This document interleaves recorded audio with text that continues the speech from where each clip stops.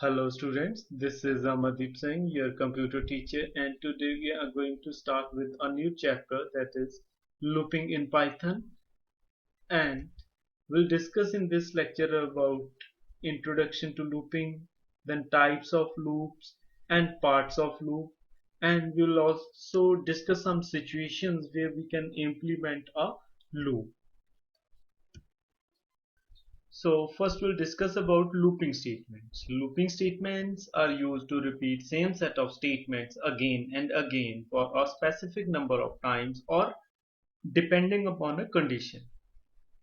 These are also known as iterative statements. There are two types of looping statements in Python, for loop and while loop. So that means if there is requirement of repeating same set of statements again and again in a program, so instead of writing the same code again and again, we can use a loop. The main benefit of using a loop is that it will decrease the length of a program. So that's the main benefit of using a loop. Next we'll discuss about the parts of a loop. A loop is a combination of some set of statements to perform some repetitive task. So that means we can divide a loop in some specific parts, some specific set of statements. These statements are basically initialization, condition, updation, and body of loop. That means statements. So first we'll discuss about initialization. It decides the starting point of a loop.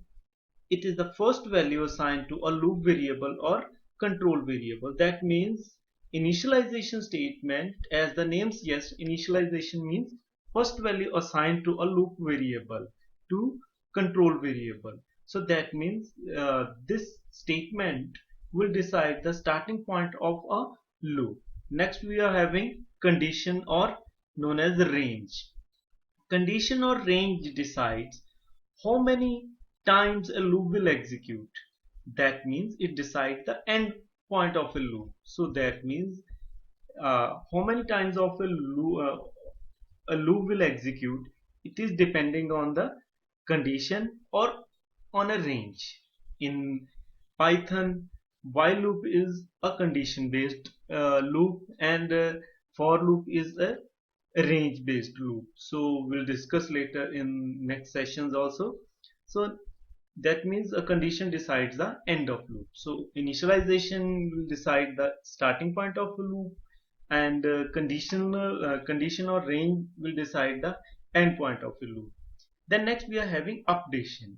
Updation means change in the value of loop variable is known as updation. So that means if you want to start a loop from uh, a beginning, or from a starting point, and you want that variable to stop at ending point, so from starting point to end point you need to change the value of that variable. For example, if you want to run a loop from 1 to 10, then the initial value of that variable will be 1. So you have to make some changes, you have to make some increments in the value of that variable, so that variable will move to its ending point, that is 10. So that means any change in the value of a loop variable is known as updation statement. Next we are having statements, or also known as loop body. These are the statements written inside the loop body that we want to repeat during the execution of a loop. So that means all the statements written inside the body of a loop are known as statements or loop body. So these are the basically four logical parts of a loop. After discussing parts of a loop, we'll discuss about some situations to use a loop. But before discussing those examples, just keep it in mind that loops are used to decrease the length of a program when there is a situation to repeat same set of statements again and again. But we can also perform same activities, we can also do same programs without using loops. But The disadvantage of performing same activities without using loop is that it will increase the length of a program. So the main benefit of using loop is that it will decrease the length of a program to perform some activities, some repetitive activities. So first we'll discuss about some generic examples from day-to-day life where we can implement loop and decrease the length of a program. First we'll implement the same logic without using loop. So first we'll discuss how to print the table of a given number. As we all know that the logic of a table is that we have to multiply a number with 1, then 2, then 3, then 4, any number if you want to print the table of a given number. So first we'll get a value, a number from user to print the table of that particular number, then input enter a number to print table. Then after that you have to multiply the same number first with 1, then you have to print answer. I'll print unformatted answer first, then after that we'll perform the formatted output also. Then first we have to multiply the same number with 1, then after that with 2, then after that multiply same number with 3 and print the answer, multiply same number with 4 and print the answer, same number with 5, same number 6, 7. So you can see that every time we have to print the value of x and after that 10. Now first we'll check the output, save the code. I'll save it as table, then F5. Let's suppose if you want to print the table of 6, then I'll enter 6. Then now the result of 6, 6, 12, 18, 24, 30, that's the table of 6. And you can also enter any number, let's suppose 12, then this one is the table of 12.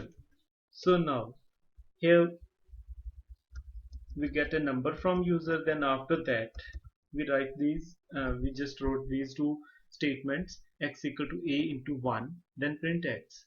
Then in next statements the only single symbol that we have changed is this one, and each and every symbol is same, like x equal a, multiply and multiply here, print here in the same, x and x is printing here in the next statement also. The only value which we are changing is that is 1, 2, 3, 4, 5 and so on.